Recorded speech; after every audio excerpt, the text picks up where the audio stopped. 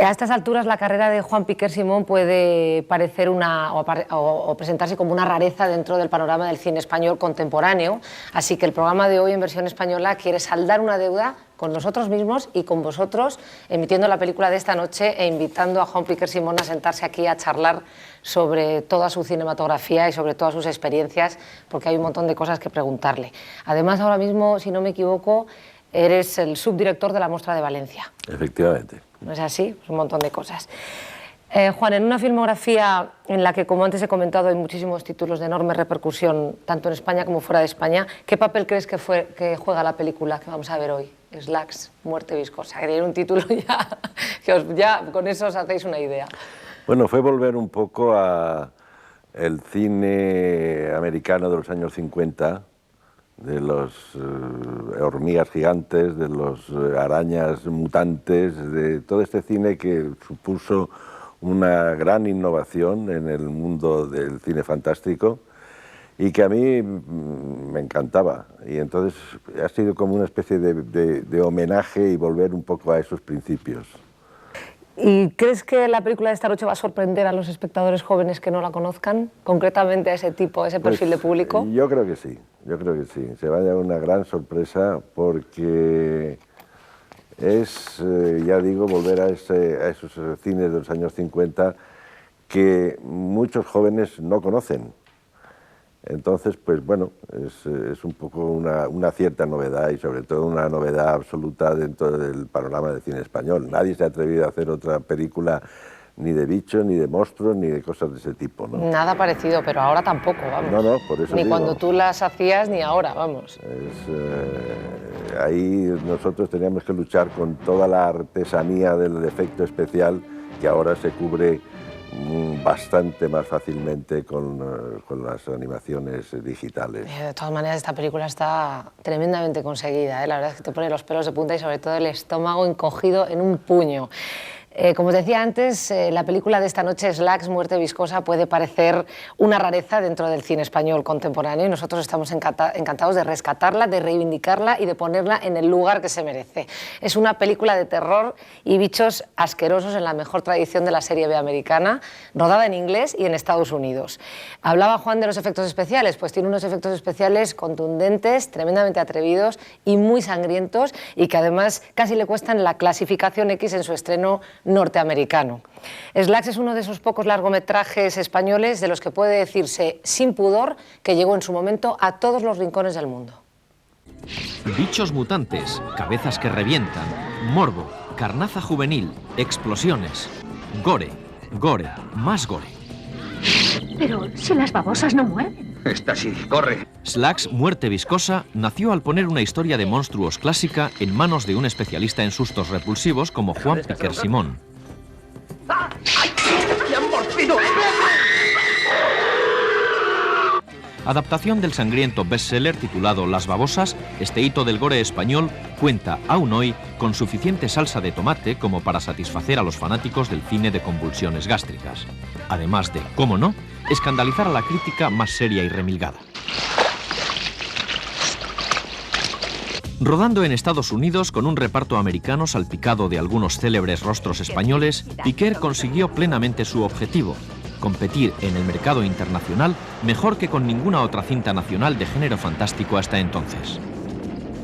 Señor, no he visto nada igual. Ni en Vietnam. Y el cadáver no tiene ni ojos. Ni siquiera le queda un solo órgano. Ni riñones, ni hígado, nada. ¿Quieres callarte? Esta película logró la hazaña de convertir a un invertebrado tan poco expresivo y fotogénico como la babosa en uno de los villanos más letales de la historia. Las tenemos delante. No podemos seguir. Sigue, Palmer. ¡Retrocede! ¡Vamos, retrocede! También las tenemos detrás. Y es que Piquer Simón parece tenerlo muy claro. En el terror, lo viscoso es bello y el tamaño no importa. Intuyo que esta va a ser una de esas sesiones que los seguidores habituales del programa van a comentar largo y tendido. Juan, tú siempre has estado orgulloso de dos cosas. Ninguna película tuya ha perdido dinero y tampoco has recibido subvenciones. Entonces, por lo que creo, Slugs es una de tus películas más representativas en ese aspecto, porque dio un dineral y no sé si tuvo alguna ayuda. No, ayuda española no.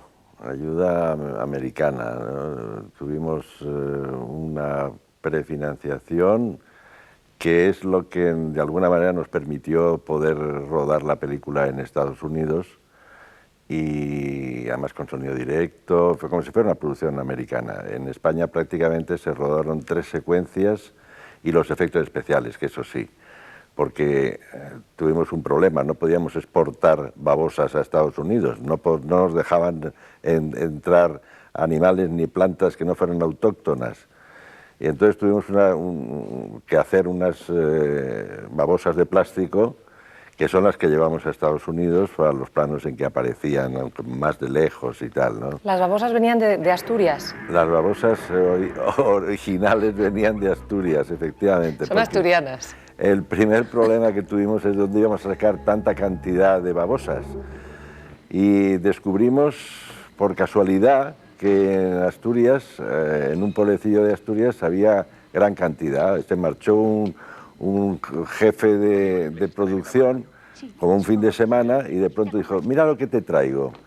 Y apareció en una caja con, casting de babosas. con 3 o 4 babosas terroríficas, negras, con un aspecto amenazador, porque yo había visto unas que había visto yo por aquí eran pequeñas, marroncitas. Las normales. Y entonces a mí aquello me daba hasta pena, me resultaban simpáticas, no resultaban nada agresivas, nada que provocara miedo, pero las que trajeron de Asturias eran terroríficas. Y bueno, esa es la que adoptamos y organizamos un grupo de caza y captura de babosas. Entonces todas las mañanas salía a buscarlas y nos las mandaba a Madrid. Es que, como os podéis imaginar, según lo que estáis escuchando, aparte del reparto internacional y brillante que tiene la película, pues las babosas son las grandes protagonistas de este film que vamos a ver ahora, en breve. Quizá, Juan, te has sentido más reconocido, más comprendido incluso fuera de aquí que en España, que en tu propio país. Porque compañeros tuyos que también han cultivado el género fantástico, pues como Jesús Franco o Paul Naschy, pero que han cultivado el género haciendo más hincapié en el erotismo, en la violencia, quizá tu género fantástico es más blanco, es más de entretenimiento, también con violencia, ¿no? Pero sin hacer... ¿Te has sentido más comprendido, más... reflejado? Lo digo porque tus películas fuera de España han sido éxitos absolutos. Pues por lo menos las entrevistas que me siguen haciendo y los emails que envían y los seguidores que tienen mis películas casi siempre son más de fuera de España que de España, aunque últimamente la gente joven se interesa también por mi trabajo, básicamente gente joven y gente que incluso quiere dedicarse al cine. Constantemente me preguntan y me quieren entrevistarse conmigo, etcétera, etcétera, lo cual me encanta. Claro, quizá porque los espectadores españoles están menos acostumbrados, y los profesionales, a un género, al género fantástico, al género de terror, al género de acción y puramente de entretenimiento. Yo creo que no, yo creo que últimamente, sobre todo la nueva generación, aparte de los años 90 que yo llamo, de los nuevos realizadores españoles, ahora están haciendo películas del género y que además tienen un gran éxito. En este momento la película más taquillera de la historia del cine español es una película de género fantástico, Los Otros. Ah, bueno, sí, claro, pero bueno, no tiene absolutamente nada que ver con... No, pero pertenecen al género, digamos así, ¿no? Sí. La película mía, cuando se estrenó aquí en España, funcionó muy bien. Lo que pasa es que no es la frecuencia de estrenos del género como suele ocurrir en Estados Unidos, por ejemplo, que es un género que sobre todo para verano es extraordinariamente rentable, ¿no? En Estados Unidos tienes incluso hasta algún club de fans de alguna película tuya, pues, ¿no es verdad? Concretamente de Mil Gritos. Hay, con gran sorpresa mía, hay un grupo que debe haber visto aproximadamente unas 150 veces la película y que todos los años se reúnen un día para ver la película y un poco al estilo del Rocky Horror Show, repiten los diálogos, hacen los gestos y todo ese tipo de cosas. Yo me quedé realmente sorprendido, vamos. Pues vamos a pasar a verla, si te parece, y así cuando conozcan a tus babosas pues ya podemos hablar con más profundidad. ¿Veis cómo siempre cumplimos lo que prometemos? ¿A qué os ha sorprendido esta película? Había un poco de todo, babosas mutantes, sexo, acción, muchísima sangre, gusanos que salen de los ojos, pues un poco todo lo que os hemos dicho. Ahora vamos a charlar con el responsable de esta hora y media de diversión, entre comillas, que habéis pasado y que él nos cuente un montón de cosas que queremos saber. La verdad es que Juan Piquer Simón tiene una de las filmografías más inclasificables y más sorprendentes del cine español contemporáneo. Juan, buenas noches. Hola. Otra vez. Primera pregunta, ¿qué pretendías con esa babosa superviviente que cierra la película? ¿Pretendías en algún momento hacer una segunda parte? Pues de hecho sí, porque incluso compramos los derechos de la novela. Es que las novelas de Slacks fue un bestseller en Inglaterra, ¿no? Entonces se escribió la segunda novela y nosotros pensamos hacer la segunda parte. Pero ya nos metimos con el proyecto de La Grieta y ya se nos perdió un poco el hilo de la babosa. De la babosa, que por otra parte yo agradecí, porque la verdad es que lo pasé bastante mal en el rodaje de la primera. De asco. O sea, de asco. Es que por no favor. son agresivas, pero son repugnantísimas, sobre todo cuando están metidas en cajas guardándolas. Su propia baba las intoxica y entonces es terrorífico. O sea, que la baba es un poco letal, ¿no? De alguna manera para también ellos, para sí, ellas. porque las asfixia. Ay, por Dios. Ellas van dejando el reguero de baba, pero cuando es en un espacio reducido, entonces ellos siguen segregando baba y acaban envueltas en su propia baba y asfixiadas. Y además eran débiles, quiero decir, bastante vulnerables a todo, ¿no? Se morían enseguida. Muy vulnerables, muy vulnerables. Había que cuidarlas y sobre todo hipersensibles. Por Dios, mucho más que una estrella. Pero absolutamente. O sea, un caracol le tocas un toquecito y se mete dentro de su cascarón. Pero la babosa lo que hacía es que se hacía una bola. En cuanto le caía una gota de agua encima, se hacía una bola y hasta 15 o 20 minutos no volvía a su estado natural. Entonces, estabas con una escena de una babosa o dos babosas, y entonces le tocabas con un lápiz para ponerla en la situación, se hacía la bola y a esperar. Esperando allí 20 Más minutos. que al director de fotografía. Absolutamente. O sea, entonces fue terrible. Lo que nos demuestra que lo de protegerse de los demás es un poco natural, ¿no? Sí, sí, instintivo. Es desde absolutamente instintivo. Ellas notaban que había algo ajeno a su naturaleza. Sí, sí. Además, por ejemplo, eran alérgicas a la sangre artificial. Se habla siempre de eso, de que la sangre es salsa de tomate. Nunca en cine se utiliza salsa de tomate, como no se hacen decorados de cartón piedra. Claro. Es un tópico que se ha extendido. Pero, entonces, ¿la sangre cómo era? La sangre es una sangre de maquillaje con productos químicos. Pues eran absolutamente alérgicas. Hubo que hacer una sangre con colorantes alimenticios, para que vegetales... Y gordas, como focas las babosas. Absolutamente. El problema era darles de comer, además. ¿Y todo esto cómo era, por favor? Luego vamos a basarnos un poco en las babosas, porque la verdad es de las cosas que más intrigan. ¿Cómo se puede guardar el récord? Bueno, una secuencia a otra. El récord no tenía mucho problema, porque es que las babosas se mueven a una velocidad de 1 milésima de kilómetro por hora. O sea, es que es mirarlas y decir, ¿se ha movido? O sea, y entonces tuvimos que, en las escenas que tenían que atacar, las tuvimos que fotografiar fotograma a fotograma para dar los espacios de tiempo y entonces que se notara que se estaban moviendo, porque es que si no era casi imposible. ¿Y cómo hacíais planos, por ejemplo, como los de las alcantarillas, cuando los protagonistas deciden quemarlas? ¿Todo eso que eran babosas de plástico? Eran babosas de plástico. Claro. ¿Y utilizasteis también babosas animadas?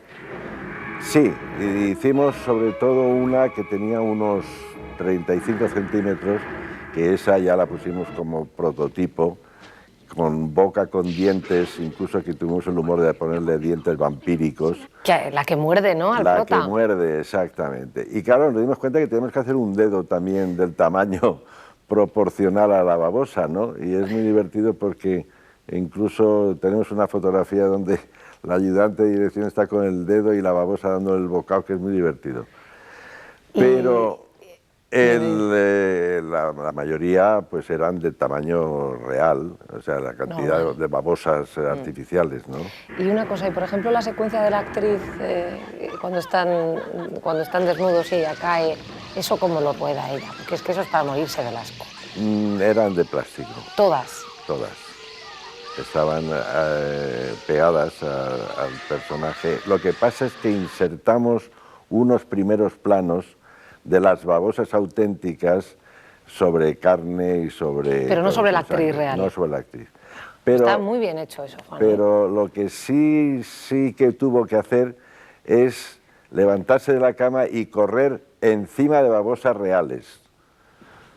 Eso sí lo tuvo que hacer. Eso sí que lo tuvo que hacer. Yo boquiabierta estoy completamente. Que acabó casi vomitando, porque además corría y se resbalaba. Claro. Lo tuvo que repetir 3 veces. Madre mía. Háblame de la censura. Háblame de qué detalles concretos o qué escenas fueron cortadas que hemos podido recuperar y ver íntegramente. Con gran sorpresa mía, en la primera clasificación en Estados Unidos fue X. Bueno, recortamos alguna escena, un poquito de la escena de la cama y no sé qué otra cosa había, pero a mí lo que me sorprendió fue la censura inglesa. Ahí, de pronto, con gran sorpresa mía, vi que habían cortado 2 escenas en el vídeo.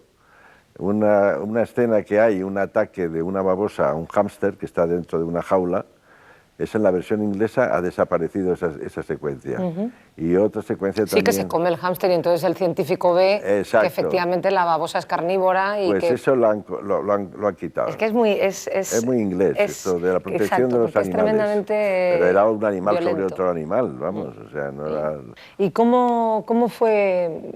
¿Por qué elegiste ese pueblo para rodar? Porque supongo que la localización fue fundamental, porque todo está rodado allí. Sí. Y entonces, Bueno, pues, ¿de qué manera afectó a la vida normal de la gente? Pues fue cómo... una cosa muy interesante, muy divertida.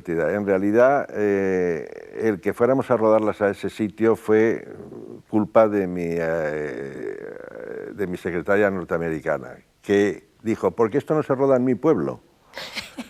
Y entonces dijimos, ¿qué ventajas tiene tu pueblo? Pues hombre, que es un sitio del norte, que es un sitio húmedo, que hay babosas y que vamos a tener toda la colaboración de la gente. Y efectivamente así ocurrió. Yo no he encontrado ningún sitio de los que he rodado que dieran más facilidades que la gente de Lyons, que es un pueblo situado a unos 30 kilómetros de Rochester y a unos 200 de la frontera con Canadá. O sea, lo que no encontramos fue babosas. Cero. Cero. Porque habían... yo digo, pero en tu pueblo hay lechugas. Y dice, sí, sí. Pero resulta que cuando fuimos allí se habían recogido todas y no quedaban prácticamente ninguna. Las tuvimos que traer de Rochester las lechugas porque en Lyons ya no quedaban. ¿Y utilizasteis casi todo decorados naturales? Sí, la casa donde transcurre la acción era la casa donde nos hospedamos nosotros. O sea que aprovechamos para utilizarla de hotel y de set de rodaje. Y bueno, y aparte algunos moteles cercanos, porque ya digo, es un pueblo de 4 o 5 mil personas. Y todos los invernaderos, pues sale una oficina de un sheriff, de todas esas bueno, cosas. la oficina del sheriff, eso es una demostración de la colaboración. Entramos y dijéramos, queremos rodar aquí. Y dijo, cuando Pues muy queráis.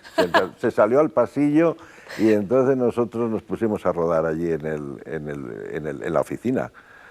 Y eso, ¿queréis rodar en la cárcel? No, con esto nos sirve. Y otra cosa era, por ejemplo, la utilización del coche de policía.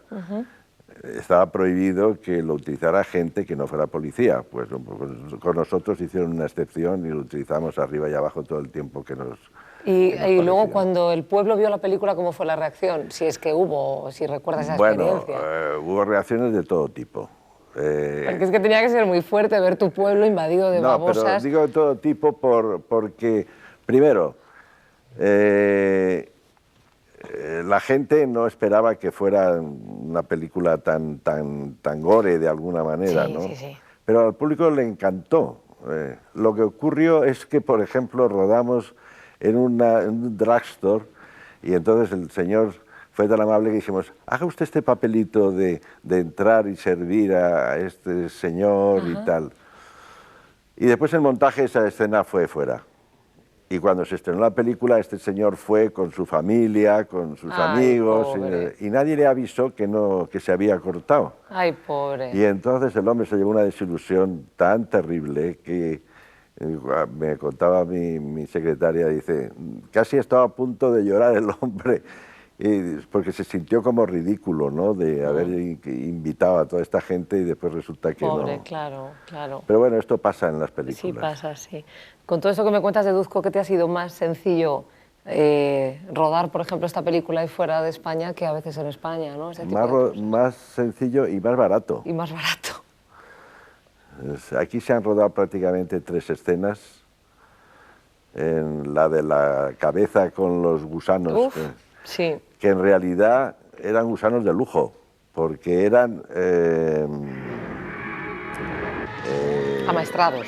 No, eran... eso de comer. ¿Como angulas o qué? Angulas. Era la palabra. Eran angulas. Carísimos los gusanos. Exacto, entonces venían del norte y tenían que venir vivas. Y entonces todo el equipo estaba esperando que terminaran los planos para hacerse dueño de las angulas, pero al echarle sangre artificial, entonces se estropeaban y había un gran disgusto y estábamos locos que cómo se podía mal usar aquellas angulas haciendo un plano que realmente se podía haber hecho con otra cosa, pero es que no encontramos otro sustituto. Que diera el mismo resultado, porque el resultado es buenísimo, vamos. Slacks es una de las muchas adaptaciones literarias que ha realizado a lo largo de su carrera Juan Piquer Simón. Eso sí, no creáis ni mucho menos que los libros que ha llevado a la gran pantalla son tan recientes como este, ni como él decía antes, tan gore. Siempre se ha mantenido fiel al género que más le interesa y más le gusta, que es el género fantástico, pero su relación con la literatura ha sido muy diversa y muy estrecha. Siempre has defendido 2 cosas que has tenido muy claras, Juan: la búsqueda del entretenimiento a toda costa y que el cine es un negocio y es una industria. ¿Es verdad? Pues en principio sí. Sobre todo porque yo he producido prácticamente todas mis películas y sabía que si fracasaba en una no podía hacer la siguiente. Entonces, pues yo me lo he planteado a nivel de hacer el tipo de cine. Yo soy un niño de la posguerra y entonces éramos los niños que nos metíamos en los cines de sesión continua y nos veíamos 3 o 4 películas cada tarde, ¿no?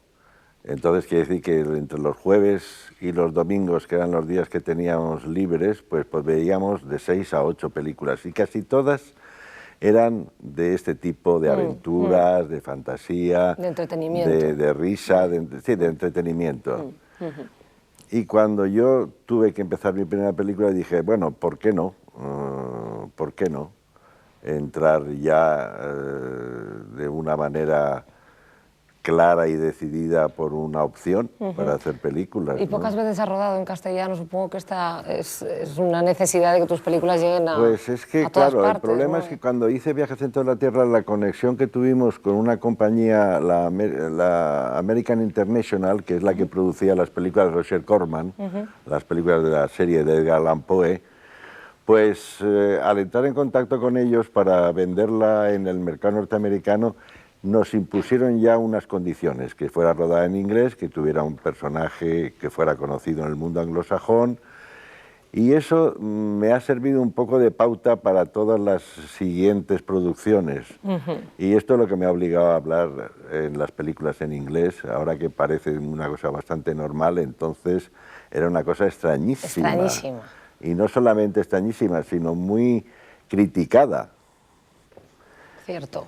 El caso es que, de alguna manera, yo me he visto obligado a hacerlo, primero porque me abría unos mercados insospechados, ¿no? Yo ya sabía entonces que con el mercado español no era suficiente para pagar las producciones. Y más para este tipo de cine. Claro, ese tipo de cine, claro, exactamente. Aquí parece que nos escandaliza hablar de dinero, pero es que yo con 500 folios y 2 bolígrafos puedo escribir Guerra y Paz.